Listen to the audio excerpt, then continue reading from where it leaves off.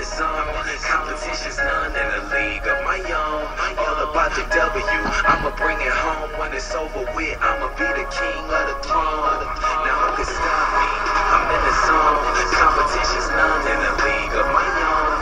All about the W, I'ma bring it home. When it's over with, I'ma be the king of the throne. I'm in the zone.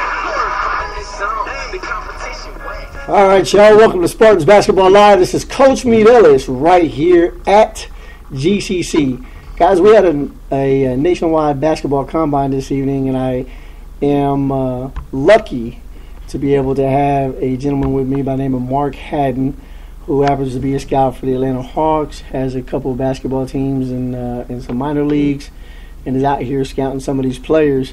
We're doing the show today just to be able to get some advice from a professional scout who took a look at some of our guys out here, did a real nice speech, and got our players to kind of understand the differences between recreational basketball, professional basketball, and the regular training aspects of what it takes to be a professional. So I'd like to introduce you guys. Mark, thanks for coming. Hey, Coach, nice to be here, man. Mark, tell the people that kind of what you've seen today from the time you walked in the door to kind of what you've seen so far within this combine and the players that you've been able to evaluate. Well, first I saw a few guys, that was really motivated to want to find and learn something. Once you get these young guys that just wanting to learn, I think that you're on the right path to something. A lot of these guys don't understand what it takes in terms of making it to the next level, and it's just a matter of getting the guys that, first of all, that wants to get better, guys that want to get to the next level and are dedicated. And walking in the door, I saw a spark in some of these guys' eyes, and of course with what you're doing the station wise, making the guys go from station to station, without stopping was just big time. And I was glad to see you high tech it like that, so I can, give me a chance to see what guys are in shape, what guys can do things when they're tired, and pay attention to detail. So I was really impressed with that, Coach. More. One of the things about our organization, of course, we have Next Level Elite Basketball with our organization, and of course the Spartans Basketball Organization. Tell us a little bit about your organization with Next Level Sports Worldwide Inc. What exactly do you guys do, and what does your job entail to help these guys get to the next level? What can you do for the players that we even have in this gym right now? What kind of connections do you got? What format would you set for these players to be able to get to the next level? Well, first of all, Coach, I'm President CEO of Next Level Sports Worldwide Inc. 7, and what I do is on all levels, I help the kids that's trying to get either in college, high school, or the professional ranks. Our thing is the next level, Coach. If a kid's a high school player, we're trying to get him in college. If a kid's a college player, we're trying to get him in the pro arena, whether that be minor leagues, whether that be overseas. And of course, you have the NBA, which I have several connections in regards, to the NBA with my friends. I've played there. I know Dominique Wilkins, Michael Jordan, these guys back in the 90s, and it's getting the kid an opportunity to go on the next level. And it's just not basketball, Coach. We're trying to, a lot of these guys in terms of the training regimen, the training aspect, showing them with next level training, what they need to do to train to be able to go to college, to play pro ball, minor leagues, to play in the NBA, to play overseas. That's what we do. It's a mental and physical thing, Coach, that we have to train these guys. Because a lot of these guys do have natural talent, but they're, a lot of these guys they're slacking mentally, they're slacking on what it takes, and so forth. So at Next Level Sports, what we do is try to overall do the whole thing, the whole picture, if you will, and show them what it takes to play on that next level. Now, Mark, it's it's so funny because I just did a radio show this morning about the definition of professional basketball. You know, we talk about the CBL and the ABA and the UBL and the UBA and all these other leagues, but you know, would you agree that this is not the level of where these players are supposed to be? These are just kind of a dialogue of kind of a train set where they can come through these leagues, be able to benefit from these leagues, get some game film, get some stats, get some professionalism underneath their belt, train and develop as professional athletes, but on and off the court. I mean, you know for a fact that these guys got to show up in order to play professional basketball. Right. A lot of players that come into my gym, they tell me what they want, and then when it comes down to time for work, a lot of times they don't want to show. So I still struggle with that opportunity. So with this opportunity at this level, with the ABA and the CBL and these other minor leagues, you would see just as a kind of a stepping stone.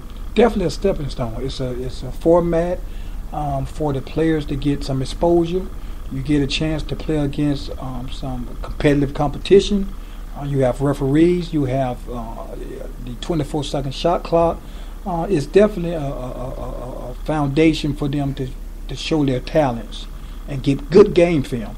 I mean, without good game film, you're not going to get it. You know, NBA scouts, they want game film.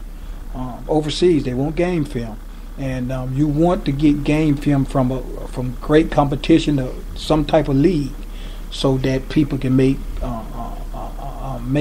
some decisions. So it's the only reason, Coach, that I brought my teams into the league is, I have some guys that have opportunities to play in the NBA, to go overseas.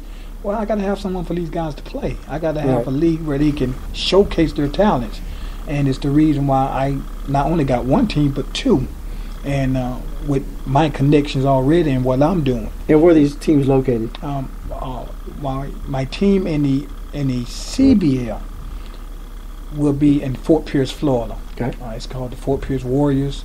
And my other team that would be in the FBA would be in Martin County, Stewart Martin County. Okay. And they would be the Martin County Lions. Okay, so with the people that don't know what those terms are, the CBL stands for? It's Central Basketball League. Okay, and then the FBA? It's the Florida Basketball Association. Okay.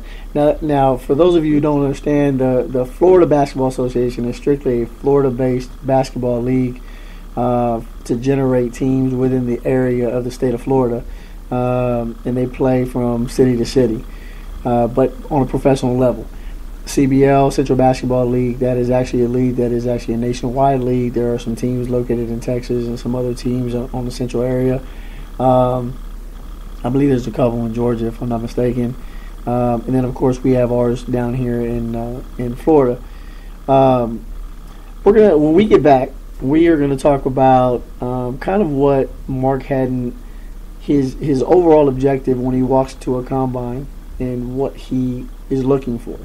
So as soon as we get back, we'll let you know kind of what he has to say at that point. So do us a favor, just go ahead and stick around. You guys are listening to Spartans Basketball Live.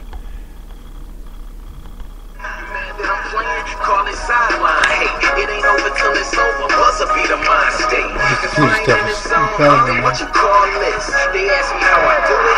Tell them all the risks. Why y'all miss? I could probably do a backflip, fade away, and still watch the ball switch.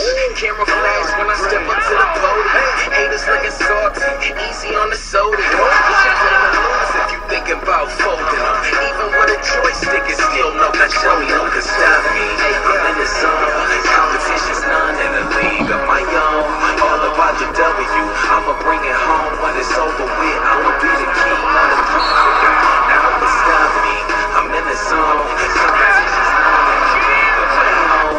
All about the W. I'ma bring it home when it's over with. I'ma be the king of the throne. I'm in the zone.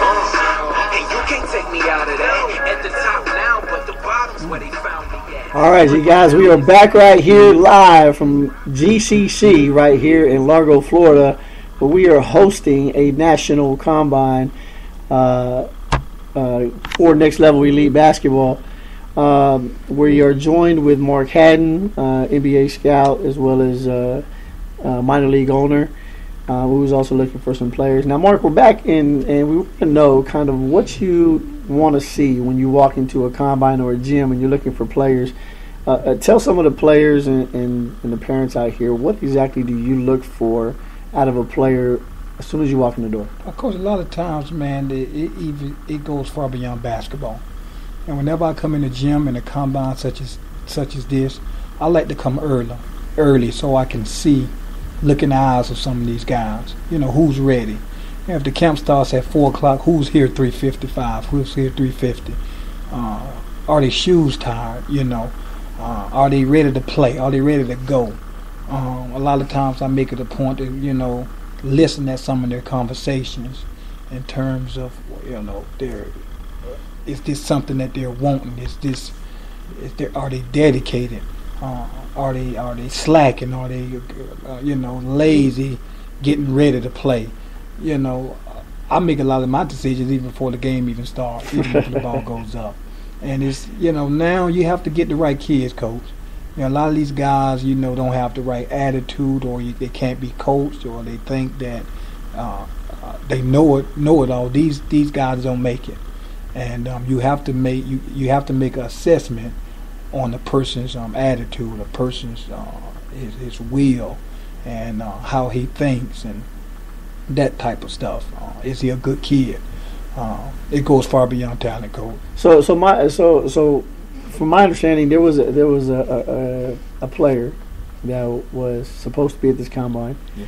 And you picked up a phone and you made a phone call to this player, not once, not twice, but apparently 3 times, and then finally the gentleman called back. When you spoke to this player on the phone, how did it seem he was when you first originally talked to him? In terms of getting here? Yeah. Coach, he was kind of lazy, you know, but when I explained to him that I came down from Atlanta to see him, and this kid's an NBA prospect. You know, this kid has NBA potential. And it just goes to show you, 6'7", 6'8", you would think that this kid would be the first one in the gym. Right. He doesn't have a lot of money. He doesn't have, some of the 400 jobs in the NBA. So you would think a young kid, 23, 24, would be the first in the gym. Mm-hmm. Well, you saw it yourself. I had to call this kid 3 or 4 times. And I mean, you're talking about today's kids, these young guys, they're just a little different from the way I grew up. I come up in the 80s. And, with the computers and the things that they got out there now, these kids just get distracted. So I think after the 4th call, he was able to make it here. And he's out here practicing, and very, very talented young man. But, that type of kid, Pat Riley's not going to bring that guy in. Greg Popovich wouldn't put up with a kid like that. No. Phil Jackson, these guys. So it's now it becomes mental. Now right. I got to sit the kid down and say, hey, I see you can play, but your head is not on right. Why wasn't you here?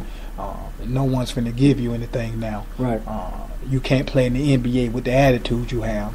And we got to hope that he grasped that. Yeah. But coach, I've been around. I've seen guys that don't grasp that part, and unfortunately, they end up playing on the playground. And they're still good players, though. Very good players. Yeah, they're still good players. Very good players. I see these players almost every day in these gyms, and there's a lot of potential out here in the state of Florida. And I'll walk up to a player and I'll let them know, hey, you know what? We want to be able to put you in a position to train and develop and get you out of here as soon as possible. You're young. You're still in your early 20s. You still got that time. But correct me if I'm wrong, right around the 26 mark, I think that the D-League and everybody just stops looking at them. Right, yeah. So, our overall objective is to try to pull them in and get them to that spot right around the 23, 24, 25 mark. Right. I don't know how you do it, but I give my guys 8 to 12 months in my gym, and that's it. Right. If I can't do anything for them in 8 to 12 months, then that's a problem for me. Right. Because that means we're not training and developing the right way, and we have to be able to build a different way. Right. But I also feel that a lot of these players that want to train, they're ready to get in the gym. Right. I've got a couple players here that you've taken a look at, and you see they have some really decent talent, which is a positive for me because, like I told the guys, I'm trying to give them as much exposure as possible. Now, I don't know if you know this or not, but we are the only minor league professional basketball team to offer the mobile phone apps for our players. How do you feel about that? That's big time, Coach. That's big time, man. I mean, let's think about it. If you have a player profile mobile phone app, at a push of a button, you can get this guy's, videos, interviews, stats, his practice schedule, his workout schedule, his training regimen, however it is, his bio, where he came from, the whole nine, right there on that app. Right. How would that benefit a player in the long run when it comes to scouts and agents such as yourself? Well, it's big time because it's less work to find. With that stuff already there, it makes it easier for me to go check one of these apps and see the height, the weight, what the kid can do, all his background, and I can just basically make a phone call or come see the kid play. That really just cuts out the middleman type stuff, and the information is there and makes my job basically easy. So so you would literally tell these players, hey, you know what? If you could get a player profile app, you need to go do it because right now we are only building our apps for our players for $100. Okay. And for $100, we start the app. Once we start the app, then they have to control it. And they keep it up to date. And every time and it takes about maybe 3 or 4 minutes on the computer. They just get on the computer, up to date, their profile, and then it automatically changes. So it's up to date immediately. So as soon as the player throws on their stats or a video or whatever else, it's on there. Right. Now, to hear that from you was good because at least these players will see the benefit to having a mobile phone app. Now, what I'm going to do is I'm actually going to assist you in making you a mobile phone app for both of your basketball teams. Wow. That's what we do. We can build mobile phone apps and websites and whatnot. And it's real simple. I mean, it takes about 3 to 5 days or something to make. But we can talk about that a little bit later. But to all of our basketball fans out there, I try to let you guys know, and this is something that is very, very key. Professional basketball is not built to hand out jobs and positions to anybody. Now, the majority of basketball teams, and I'm going to get Mark's opinion on this, the majority of basketball teams pay between $100 and $200 a game. Right. How would you feel if I told you that I don't pay but $50 a game in my organization? If you had told me, yeah, from what I'm seeing now, yeah.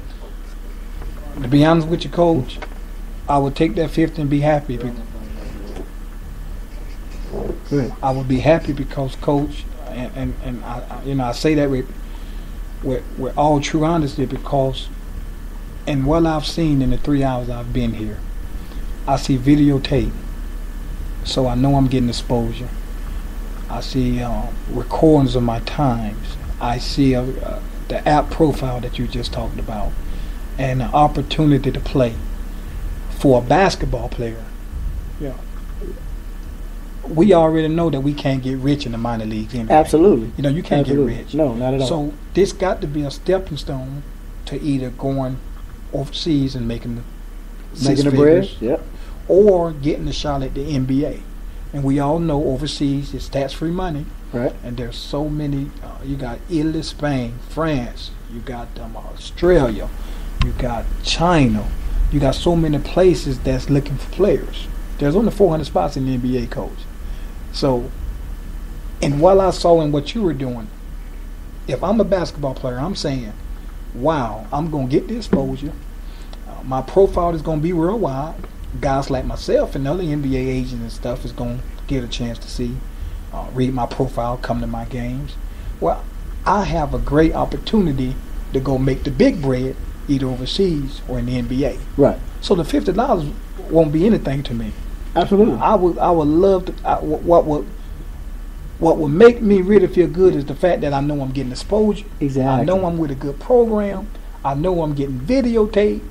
I know my tape is going to be in the hands of guys like myself and other great ages and basketball professional people out there. And that's all a basketball player really wants. Yeah, that's it. Now, I don't know if you noticed or not, but the Jacksonville Giants they won back-to-back championships in the ABA. But here's my example to professional basketball. If these guys won an ABA championship and back-to-back, why are the players not excelling in their careers? Why did the 4 players that played at the Jacksonville Giants, now they just transferred and they moved to another ABA team down south in Texas, and that's only because, it's a money thing. So, they got to pay a little bit of extra money just to go down south, so that's what they did. Right.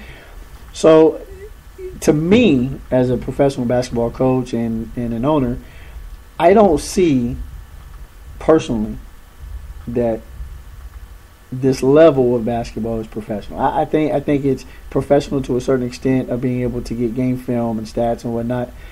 But for these guys to be able to get themselves to an overseas location or get them to a NBA spot, a D-League opportunity, and stay in that spot, that's a professional ball player for me. Right. So if I have one player here that plays for me here, and then he transfers over to another team in Chicago, and he goes to another team in California, but we're all playing in the same spot, I'm not doing my job, am I? Of course, I don't think you can look at it as you're not doing your job. I mean, that it's a lot of variables, that can be about. Again, the reason I bought my teams was giving my players opportunity to showcase their talents. I'm not paying them too much more than you, Right. But what I'm guaranteeing my guys, listen, if you can play, and I'm going to give you an opportunity to go overseas or a shot at the NBA if you have that type of talent. Right. That's all I can guarantee them. So, I let them know off the bat, listen, I can't make you rich. I can't pay you no NBA salary. I do furnish my players that makes my team the housing. We pay that. But, for the 5-6 months, they live off of, myself. But other than that, you guys have the opportunities to be seen. I'm calling people for you. You're being seen by ages and teams every night. There's nothing more you should want if you're a basketball player. If you feel that you can play in the NBA or overseas in China for $200,000, $600,000, $300,000, because that's what they're paying. Right. Hey, I've done my job.